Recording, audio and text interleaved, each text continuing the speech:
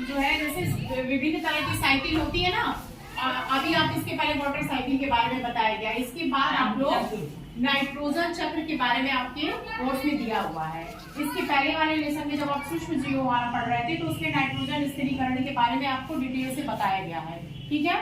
और इसी में फिर ये नाइट्रोजन चक्र आ रहा है, ठीक है। नाइट्रोजन स्थिरीकरण क्या था, उसमें हमने बताया था कि हमारे वायुमंडल में जो है विभिन्न तरह की गैसें मौजूद रहती हैं, तो नाइट्रोजन भी उसमें रहती है। तो वायुमंडल की नाइट्रोजन को घुलनशील नाइट्रेट्स में बदलने की क्रिया को ही हम नाइट्रोजन जो है स्थिरीकरण कहते हैं। अब ये कैसे होता है, तो हमने उस समय बताया था कि ये देखिए जो जितनी दाल वाली फसलें होती हैं उनकी जड़ों में जो है नोड्यूल्स पाए जाते हैं जिसमें बैक्टीरिया रहते हैं, और वो हमारी जो नाइट्रोजन होती है उसको नाइट्रेट्स में बदल कर खाद के रूप में, घुलनशील रूप में पौधों को खाद देते हैं, ठीक है। तो वो हमारे लिए फायदेमंद होते हैं वो बैक्टीरिया, ठीक है। तो इसी के अंतर्गत आज हम लोग ये नाइट्रोजन चक्र के बारे में पढ़ेंगे। अब देखिए इसी में देखिए आपने ये इसमें ये प्रोजेक्ट बनाया है, क्या नाम है आपका, किस स्कूल में पढ़ती है, स्कूल का नाम गुरु माध्यमिक विद्यालय, आगे पूरा नाम बताना चाहिए ना विद्यालय का। आओ तुम्हें ये देखिए इसमें ये प्रोजेक्ट बनाया है, थोड़ा और करो, ठीक है। अब ये देखिए नाइट्रोजन चक्र, हमारे वायुमंडल में कोई भी चीज उसकी पूरी साइकिल होती है, कोई चीज नष्ट नहीं होती है। आपने फिजिक्स में पढ़ा भी होगा, ठीक है। आपको बताया गया ना कि हमारे इस ब्रह्मांड में कोई सारी चीजें जो है वो नश्वर होती है, कोई चीज खत्म नहीं होती है, सबकी साइकिल होती है। देखिए तो वायुमंडलीय नाइट्रोजन को सबसे पहले दिखाया गया है, ठीक है। नाइट्रोजन जो है, इसके बाद हमारा नाइट्रोजन स्थिरीकरण है। उस नाइट्रोजन को लेके ये जीवाणु अपनी नाइट्रोजन स्थिरीकरण की प्रक्रिया को पूर्ण करता है और उसको उपयोगी बना के पौधों को खाद के रूप में देता है, ठीक है। तो ये साइकिल, हाँ, देने के बाद फिर क्या होता है, घुलनशील नाइट्रेट्स के रूप में मिट्टी में घुल जाता है, फिर वो पौधे क्या करते हैं, अपनी जड़ों से अवशोषित करके अपने लिए पोषण लेते हैं उससे। फिर अगला दे रहा है कृत्रिम उर्वरक। हम क्या कहते हैं, नाइट्रेट्स को हम खाद के रूप में, अन्य पौधे भी जब होते हैं तो हम खाद छिड़कते हैं ना, उसमें भी इसकी मात्रा होती है। फिर क्या होता है, हम उसको मिट्टी में डालते हैं, ठीक है। इसके बाद देखिए क्या हो रहा है, ये फिर ये साइकिल यहाँ से क्या होती है, विनाइट्रीकरण जीवाणुओं द्वारा ये देकर फिर जो है वायुमंडल में नाइट्रोजन के रूप में उसमें कुछ यूज होता है, और जो बच जाता है, जैसे सारी चीजें तो कंज्यूम नहीं होती हैं, हम सांस से ही लेते हैं, तो हम केवल छान के जो है ऑक्सीजन नहीं लेते हैं, कुछ कार्बन डाइऑक्साइड भी चली जाती है, फिर सांस लेते हैं, बाहर निकालते हैं। इसी तरीके से कुछ यूज होती है, कुछ बच जाती है, वो फिर रिटर्न होकर हमारे वायुमंडल में मिक्स हो जाती है। तो ये साइकिल ये पूरी हो जाती है।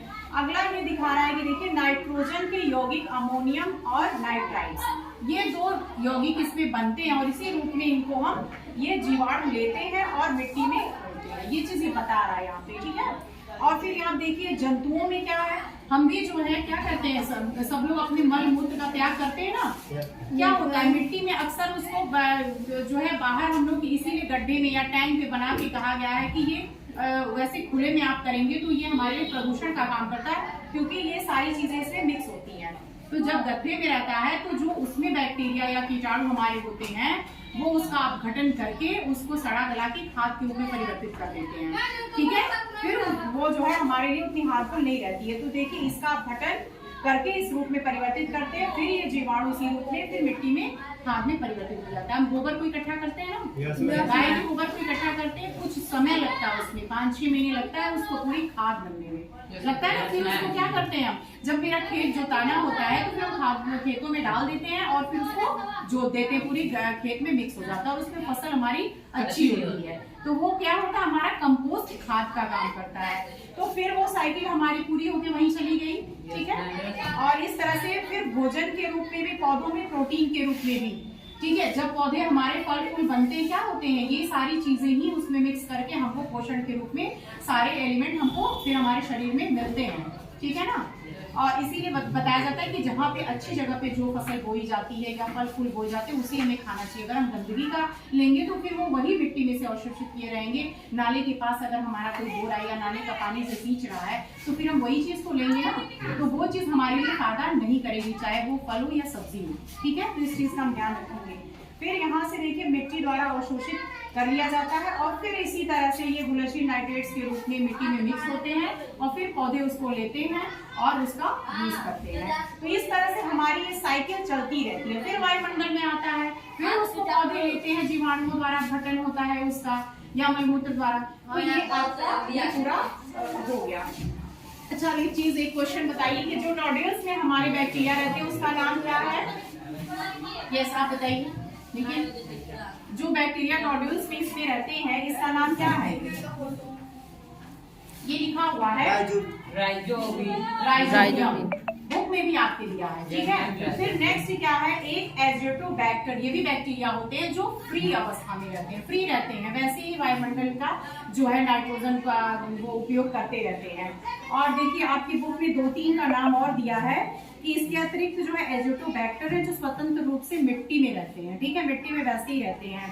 कभी कभी हम लोग देखिए जब किसी को फोड़ा वगैरह या कुछ कट फुट जाता है तो क्या होता है, गाँव में परंपरा है लोग मिट्टी जो है उसको लगाते थे तो वो ठीक हो जाता था। तो जब अगर उस मिट्टी में वो बैक्टीरिया है तब तो जो हमारे उपयोगी है तब तो वो ठीक हो जाता था।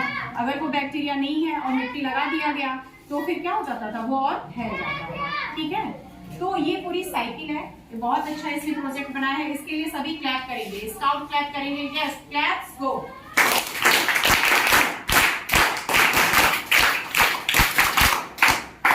इसको सभी लोग फिर से रिपीट करेंगे।